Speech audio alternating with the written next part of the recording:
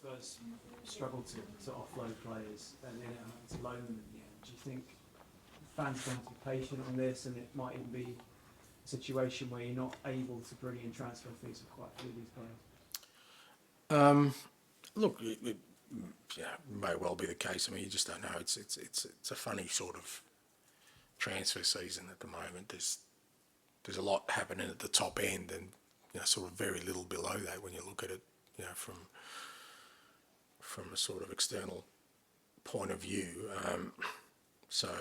But again, I'm reticent to send any messages around that stuff because it's not something I'm really close to right now in terms of my involvement with where we're at in terms of those outgoings. So obviously I'm aware of the kind of what's happening in all those spaces because, as I said, at the moment our squad's too big and we need to trim it.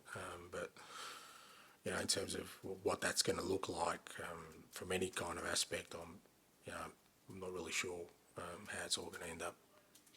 And you've spoken before about when you met Sir Alex Ferguson at that game when you were 34. Looking back over what you said about it before, you said it was very significant for you. What have you taken from his management over the years into your own game? I'm not taking him to my own game, but you obviously, these people like Sir Alex are people who, whether it's consciously or unconsciously, they have an effect on you. Like, and it's not just football managers, but like I said before, I'm a pretty curious kind of guy, so you learn things from all sorts of people and all sorts of events, and I've always tried to constantly, nourish that part of my brain that is constantly curious about things. So it was just significant for me because, like I said, we were coming from nowhere, playing in one of the world's most iconic stadiums, the Maracanã, against one of the greatest teams at that time that football had seen, and against one of the greatest managers. So it was, as I've said a million times, I had sort of 5 or 6 minutes with him, and apart from saying hello, I just listened. And that's the best way to kind of have interactions with people like that, because no point in me talking for 5 minutes. He's not going to learn anything off me. Just back to what you were saying about learning things from all over the place. You already proved that earlier in this press conference with that podcast we're doing through. What's the most, seemingly from the outside, obscure source that you've gained inspiration from? I don't know. I mean, it's just people, mate. You'll sometimes I'll meet. You just have an interaction with a person. You walk away, and for them it's insignificant, but for you, you go. You walk away thinking that was never thought about it like that. I've been fortunate that the game's taken me all around the world, and I've met people from different cultures, different upbringing, different values, different ways of seeing the world, and like I said, you kind of listen to them and you go, I've never thought about it like that, and you walk away and you have a different perspective straight away. Whether that you put that into some sort of action in terms of the way you live your life, I don't know, but it's there. It's a seed, that is planted. We all have limited sort of brain space. Mine's getting more limited because I remember the podcast, but not the person I interviewed. So that tells you where I'm at in my life. But those kind of things. I love that about life. I love that about football. Football's given me that. I've felt like I've never stopped learning because, like I said, I'm really curious, and the football's told me that to never kind of have a narrow mind about things. I think it was Sia. No, it wasn't, mate. It was an Aussie. I'll get it, mate. It's a bloke. Did a duet with Kylie Minogue. Come on, Litchy. No, come on. You guys have got to open your mind, mate. You got a very narrow focus. Huh? Nick Cave. Thank you, Litchy. Thank you. Jesus. Talk about open minds. The most closed-minded group of individuals. Jason Donovan and Peter Andre. Nick Cave is deeper than Peter. Well, yeah, just on that, Ange, I wondered if that philosophy that you heard from Nick Cave, Is that the first time you've ever thought of football like that, or is it?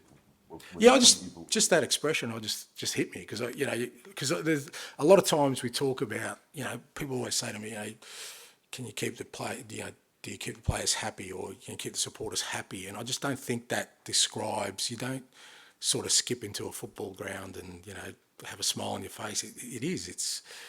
That's what we love about it, especially our game, because scoring goals, which is the ultimate sort of release, is such a hard thing to do that preceding that is suffering, because every time the opposition have the ball, they get to your goal and you're kind of looking at it through clenched teeth. And so I just thought it was a really good expression, and I can't remember what Nick was talking about it in reference to, but I just thought from a football context, I just thought it was really. And like I said, I don't want to make a big deal out of it, but that's me at 57 listening to something, and I hadn't even thought about it. And I thought, and that's the beauty of it. And I just thought it was a really apt description. Matt? Just back on the stadium, if I may. At White Hart Lane, the old one, last season was unbeaten, and it was a fortress, proper fortress. Is it too daunting a stadium almost to build as a home and a fortress, because away teams come there and they're also inspired to play their best football? Does it make it harder to make it that sort of fortress? No, I don't think so. I think, those kind of things are built on the back of, context in terms of the experience you give opposition teams. If they come to our ground and they don't look forward to playing us, I think that's how you create that sort of mentality. It's not about, yes, it's a beautiful stadium and absolutely, but, as much as opposition teams may enjoy playing in the venue, what we've got to ensure is they don't enjoy the experience of it, and that's up to us. It's how you what sort of mentality, because, irrespective of the venue, it's, what makes things, what makes grounds difficult to play at is the experience you have on them. Whether that's the environment the fans create, or the football you play, or the challenges you put to them. And that's how we have to, if we want to make our home ground. Everyone uses the word fortress. I don't really know what that means, but if we want to make it a place where we see it as an advantage, then we've got to make sure that the experience of opposition clubs is not a pleasant one in a football sense. In terms of intimidation, have you been right to the top of it, or is that not your call? No chance, mate. I said I'm curious, but not stupid, mate. No chance. Well, slightly left field then, with the club's motto being to dare is to do, what would you say was the most daring thing you've done in your life? Yeah, I don't know. I mean, like I said, I'm not that sort of adventurous. I think a lot of the decisions I've made in my career, that's probably the most daring things. I've taken on some pretty big challenges, and where, while others may see it as, an obvious thing, it meant, leaving some security and some surety behind, because I've usually left on the back of success where, I could have continued on, but I left our national team before a World Cup, mate. It's pretty daring. I mean, I'm giving up a World Cup with no security or no real. So I've tried to be like that in my professional life. I'm a lot more conservative in my personal life, mate. Yeah, very much so. Harry? Can I just ask you, saying about the sort of style and sort of the direction you want to go in, what markers are you using to actually work out whether you think the style isn't going in the direction you want it to go? What parameters or markers do you have? Yeah, look, I mean, we kind of work on those things daily. It's some of it is metrics. So we have some internal markers that we look for in the game style in terms of what we do when we have the ball, what we do when we don't have the ball. There's some physical markers that we look for. There's some daily markers in our training that we look for, improvements in areas. Then it drills down to the individuals and seeing the individuals. Are they embracing? Every session that the coaches put together has meaning, has some kind of outcome. Then we measure that in a game. So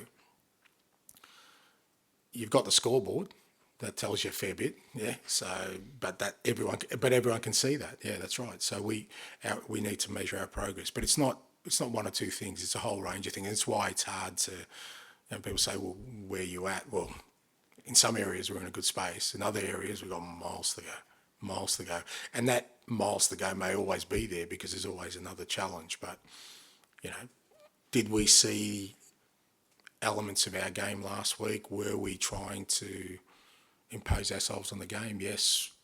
Did we play the game in the areas that we want to? For the most part, yes. Did we create the opportunities that we wanted to? No. So they're the kind of things. But it's a fairly broad thing. It's not just we want 10 shots on goal and that's the way we know where we're going. What's wrong about the players? Obviously, you said Harry, you were quite keen at the result before the start of the season. With the ones who are left here, if you go back here, Antonio was quite firm. Sort of, you've been 4 players and you wanted these players. Are you quite sort of regimented with Daniel, where you would say, right, these players must go, you must just get them out the door, I need this squad and I need this ones in, and just do it? Or are you much more flexible than that? Well, you have to be flexible. It doesn't work that you can't. There's no. Well, yeah, I know, but I think even within that context, I'm not going to speak for Antonio, but I just don't think that anything in football these days is that black and white. There's just so many moving parts to it, and the reality is you may not get a player out and he may be part of your squad and you need him because you're not going to go with a man down. You need that person. So you may be wanting to bring someone in, but it's just not going to happen. You can't just then turn around and say, well, we can't achieve what we want to. So, but we're in constant dialogue with Daniel and everyone else in the football department, and like I said, there's a lot of moving parts in that, and hopefully when we get to the end of the window, we want to be in a space where we've got the majority of what we needed to do done. Okay, thanks guys. Thank you.